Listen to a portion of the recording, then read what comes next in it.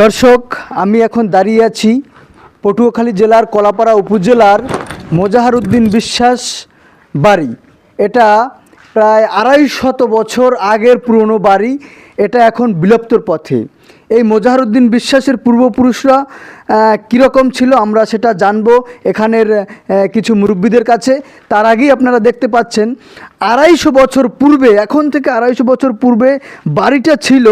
সেই বাড়িটার এই রাজকীয় অবস্থা দেখেন। রাজকীয়ভাবে এই যে প্রতিটা ইট এবং পাথরগুলি দেখতে পাচ্ছেন, বোঝা যাচ্ছে যে কোনো বিদেশ থেকে রপ্তানি করা হয়েছিল। সেই 250 বছর আগে এই বাড়িটা এত সুন্দরভাবে সাজানো ছিল, গোছানো ছিল, সেটি এখন বিলুপ্তর পথে।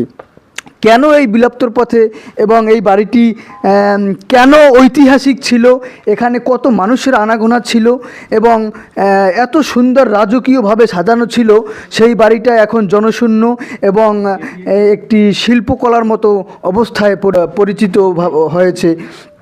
দেখা যাচ্ছে এই বাড়ির ভিতরে এই বিশাল বটগাছের শিকড় পর্যন্ত এখানে চলে আসছে। আপনারা দেখতে পাচ্ছেন এই যে শিকড়, বটগাছের শিকড়, এগুলো প্রায় বাড়িটি আসলে এখন ভয়ঙ্কর আকারে রূপ নিয়েছে।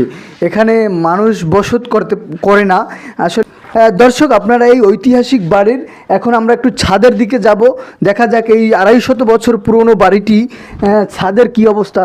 আপনারা দেখতে পাচ্ছেন অন্ধকার, খুব ভয় ভয় লাগে এখানে। বোঝা যাচ্ছে যে এই শিরে 250 বছর আগের পূর্ব বাড়ি, সেই বাড়িটির ছাদের অবস্থা এখন বাগান বাড়িতে পরিণত হয়েছে।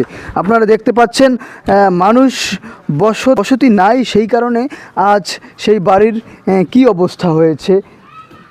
স্কিপ।